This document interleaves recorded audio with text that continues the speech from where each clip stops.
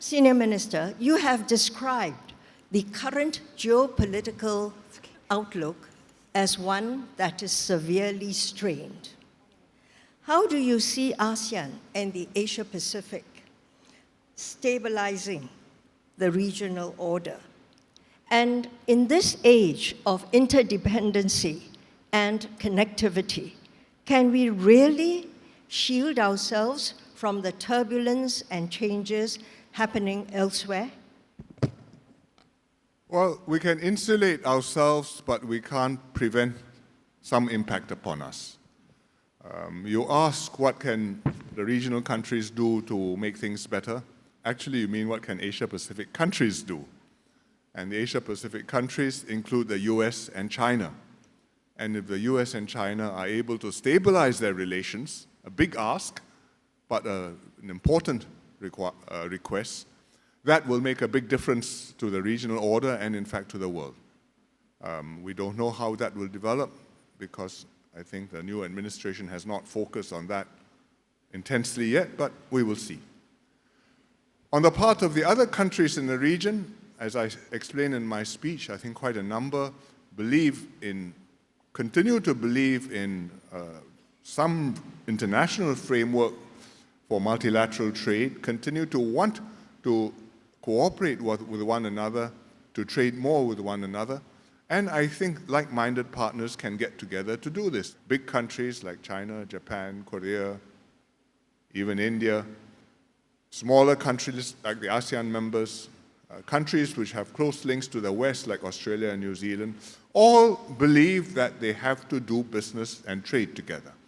And we can make FTAs. The RCEP includes many of the countries which are on the western side of the Pacific. The CPTPP includes the Americas as well, less the US. And these give you some life raft to hang on to and to have collective safety in this uncertain world.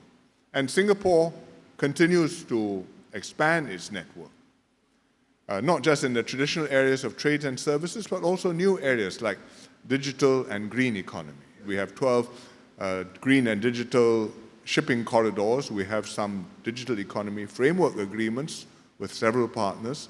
And we're about to conclude a green and digital shipping corridor with India, all of which will give you some help and some stability in uncertain times. As for ASEAN, I think one of the things which ASEAN can do is to cooperate more intensely within the ASEAN grouping. We have 10 members. We have an ASEAN economic community. It's not like the European Union, but it gives a broad basis for us to enhance our economic cooperation. And we can do better.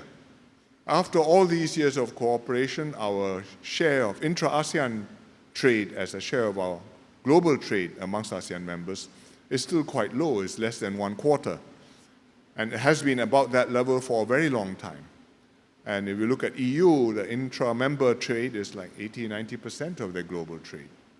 So therefore, I think within ASEAN you can cooperate more, and ASEAN can also work harder with its external partners to conclude more FTAs in order to work together.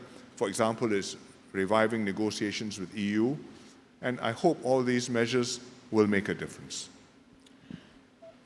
Yes, I worry about the connectivity and the interdependence, which seems to me to make it a bit difficult to shield ourselves totally. It's very difficult. It's hopeless. I mean, if you want to be completely unrelated to the external world, you'll be like North Korea. And even they need to find Bitcoin somehow or other.